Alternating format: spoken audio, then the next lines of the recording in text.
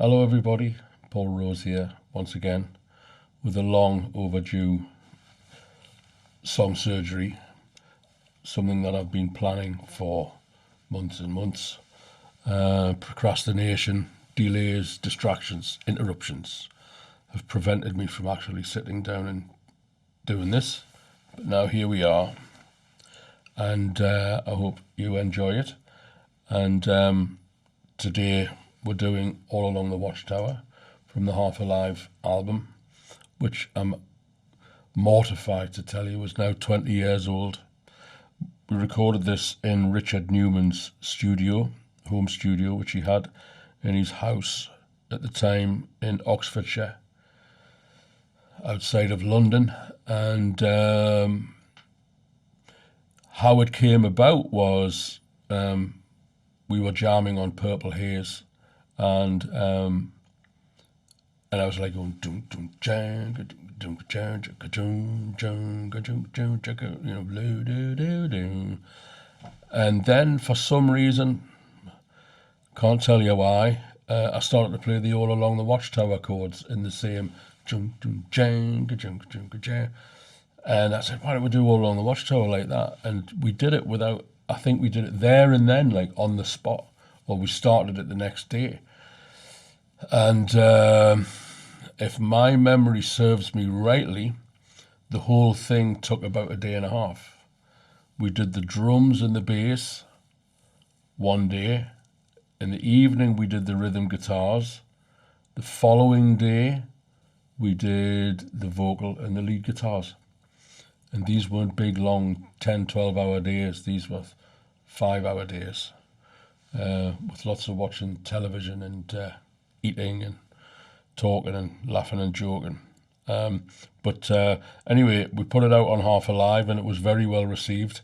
I'm in the process of remixing it now. This isn't the finished mix, but I'm in the process of remixing it now because I think I'm going to re-release it next year, which will be 2024 at this moment in time. And it features a fella called Keith McGinn on bass. And all honesty, I've never seen him since the day he put the bass down on this track. So, there you go. Let's start with the drums. Here we go. So, this is Rich.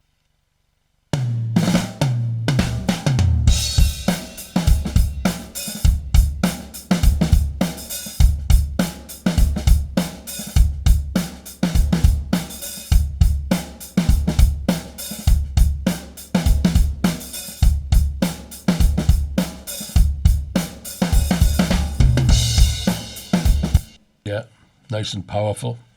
And then, so, I mean, you know, usual thing, bit of EQ, bit of compression, tiny bit of compression, little bit of EQ here. I'm reinforcing the kick and the snare with some triggers there, but we're not going to go into that because that's cheating. Well, you know, we did what we could on the day.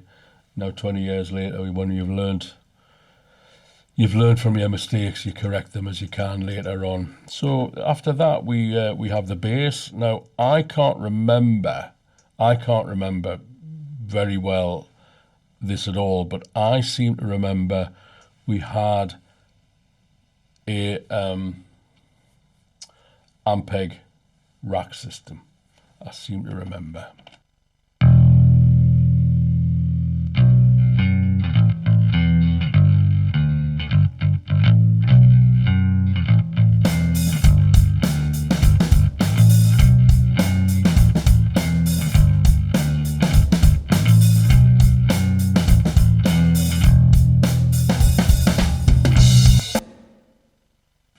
There's your bass and your drums. Now, the rhythm guitars, let me tell you, when I opened this track up to do this, to start this mix and to do this song surgery, it was an absolute disaster.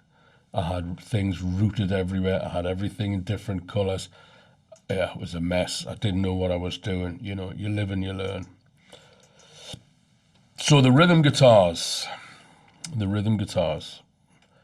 I used the 62 reissue Fender Strat that Rory Gallagher gave me on this track entirely for the electric guitar. and I was going through a Marshall's JMP1 rack system through the speaker simulator out of the back, and it sounded great. I used it on a lot of gigs, and it finally blew up. But this is a rhythm guitar.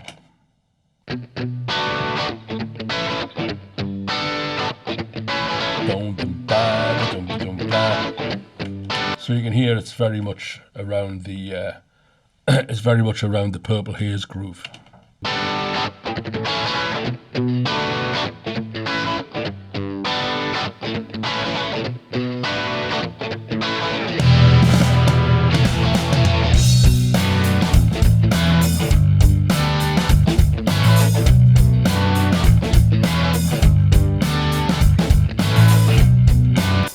So this, if you've watched any of my other song surgeries before, some of the songs that I've done, or compositions, tracks, whatever you want to call them, there's a lot going on in them. There's percussion and hi-hats, and I've talked about all the different panning ideas that I have for percussion and hi-hats and stuff, and reverse guitars and reverbs and delays and compressors and keyboards and harmony guitars and a lot of stuff. But this is not that track. This is a performance track. This is a 3-piece performance track with double-tracked guitars, double-track rhythm guitars. It's basically, you make everything up and play, and then hopefully you can make it sound good in the mix afterwards. So another thing on here, the double-tracked acoustic guitars, which I added at the end. So this is the only thing that I recorded back in Newcastle after we recorded this down in Oxfordshire, the acoustics. This is the Avalon acoustic.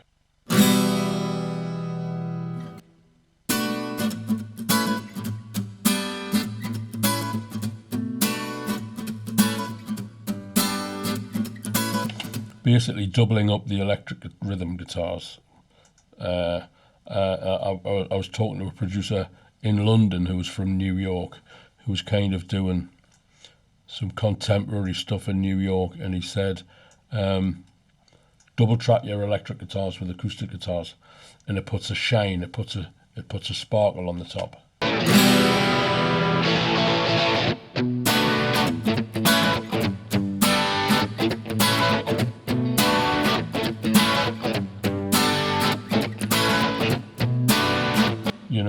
And he was right. I tried it with this track specifically on his advice, and so that's basically, that's the fundamental foundation of the entire track. Now we have this intro guitar here, which was off the top of me head. It was off the top of me head.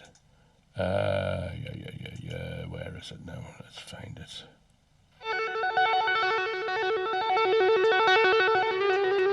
Okay, now if you look here, there's a bit of a panning guitar going on here. You see this here, you see this moving from side to side.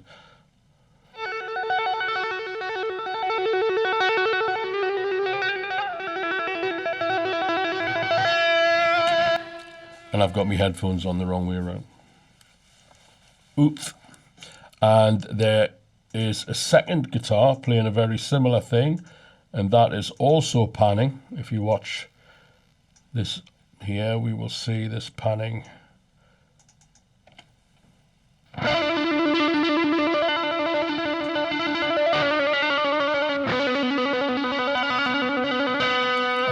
I remember doing all of this really quickly and really spontaneously. It was literally like, get another track up, put another guitar on, get another guitar on. So when you've got those two guitars working together there, and they're both panning, it's kind of a tribute to the Electric Ladyland Hendrix thing,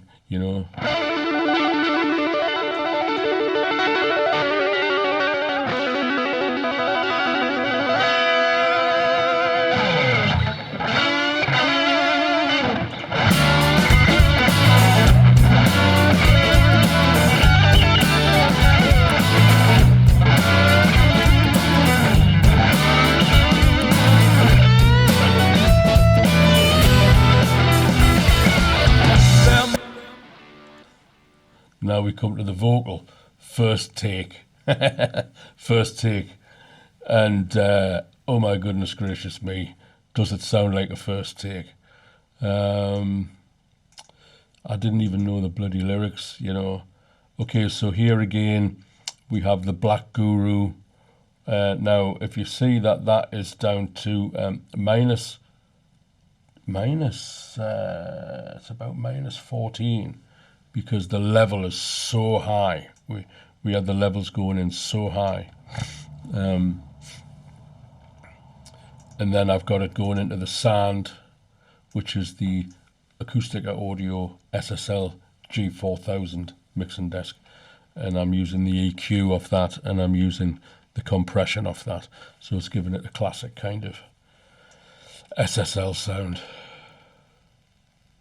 There must be some kind of way out of here, said the Joker to the thief. Yeah. There's too much confusion, I can't get no relief.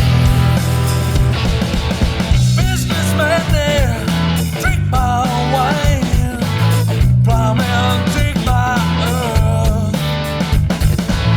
No one will ever understand the meaning of this world.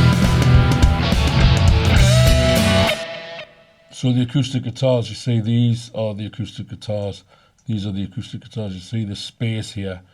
I dropped the acoustic guitars out for the verses. And the acoustic guitars come back in for the guitar solo. Now the guitar solo, first takes, all first takes. I'm lying, there was 2 takes. But they were both, it wasn't like, oh, I don't like that, let's do another one. It was like, let's record the lead guitar all the way through from start to finish, and go back to the beginning and record another one immediately. We didn't listen to them. We didn't study them and go, oh, I like that. I just played full on all the way through, and then we went back to the beginning, played full on all the way through again, and we didn't listen to them. And what I did was I chopped the 2 takes up. David Gilmour said, if you do more than 2 takes, you've blown it. So going on his advice.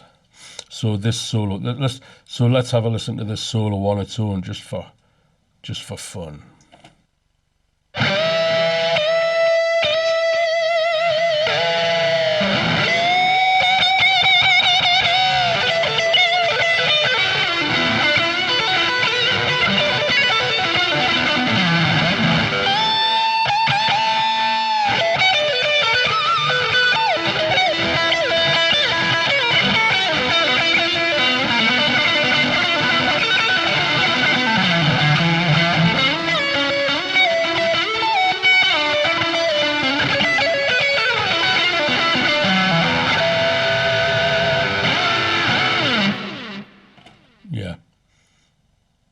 Did that really quick, just bang, bang, one after the other. Didn't stop and think about it. Didn't study it. Didn't break it down. Should we do that? It just blasted all the way through it, and then did it again, and then left it. Didn't listen to them.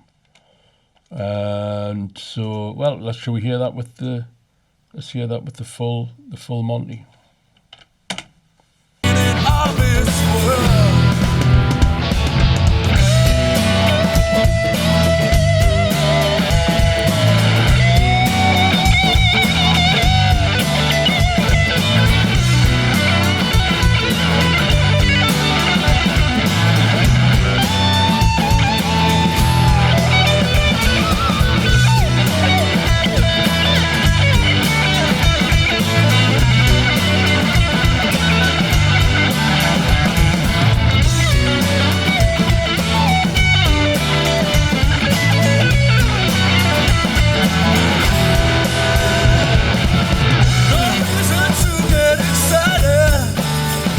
One of the things I loved about this moment in the track is Rich goes back to the hi-hat, but it's really Ringo Starr open hi-hat, you know.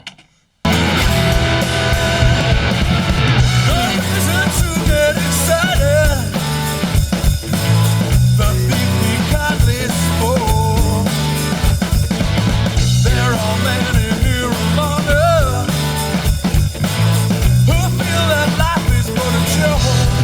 tracks come back. Now you and I will be through that, and this is not our fate. So let us stop talking false now. The hour's getting.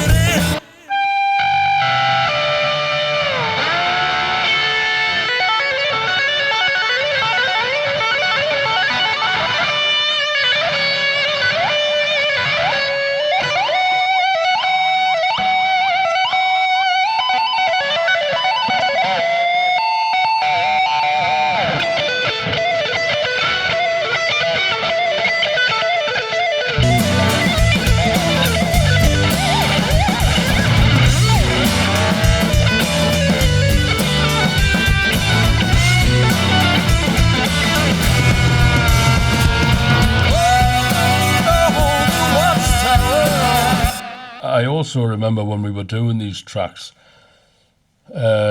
Richard had, I think they were Wharfdales. I think they were old Wharfdale speakers. And I mean, we had it blasting. I mean, we had it fucking blasting at all times, you know. And I remember seeing the speakers like banging backwards and forwards. Inches, several inches it back and forwards, you know. Princess kept on you,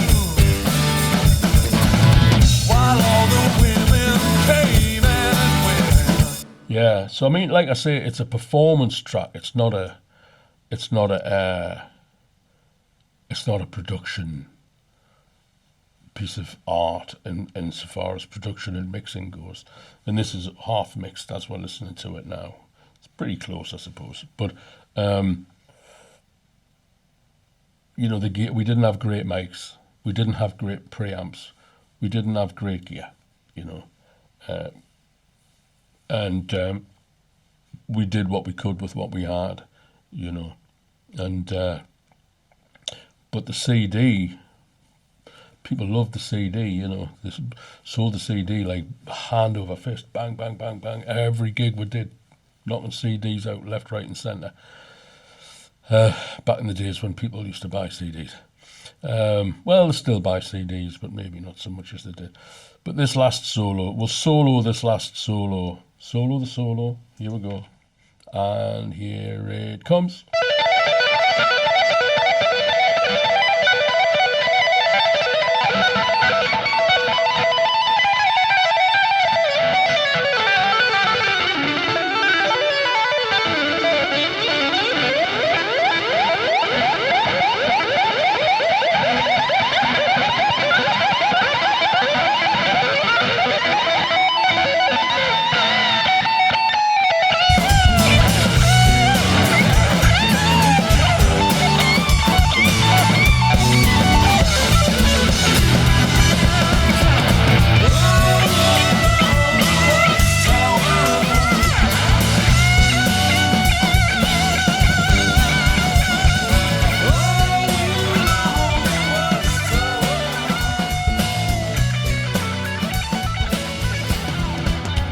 It's one of those Please Love Me guitar solos where I thought being a smart ass would made you count. But yeah, so as it gets to the end of the track there, we faded it there on the album. We faded it for the album. But we kind of went into this jam. You see, this is this here, these steps here, this is the fade. If I switch that R off, which is for read, it now won't read that fade. So let's listen to what happened at the end of the track, at the end of the fade.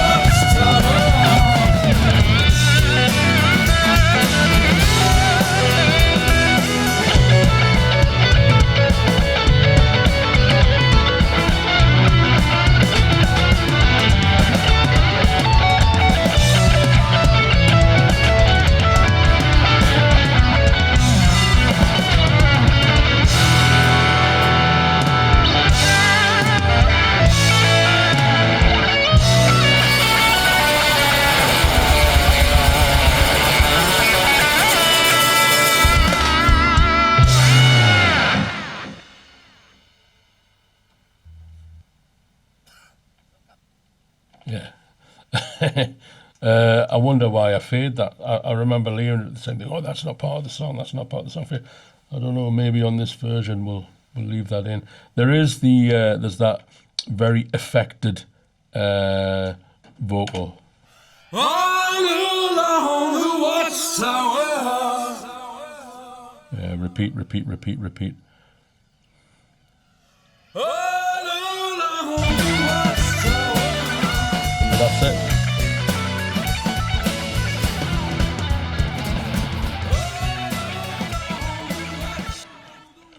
So that's it. A lot of people liked it. A lot of people got excited about it.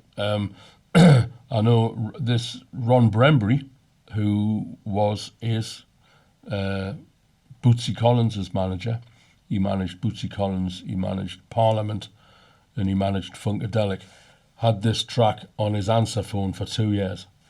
If you rang him up in Los Angeles, you would hear this track, and then he would start speaking. "This is Ron Brembury, please leave a message." It's fact, Bootsy Collins is managed. So anybody who rang up to do business with Bootsy Collins heard this track on the answer phone for 2 years. So that's basically it. The reason that I've got this track open like this, to remix, to re-release next year, I'm going to do a YouTube version of it. I'm going to play it and sing it again, live. Not live, but live performance, and video it and put it on YouTube. And also I've brought it up for a song surgery, so we can have a look at it and have a listen to it. So I hope you've enjoyed it. Like I say, there's not a great deal of finer detail. I think there was a shaker or a tambourine or something in there, chaka chaka chaka chaka chaka chaka chaka, which I deleted for whatever reason. Because, at the end of the day, those acoustic guitars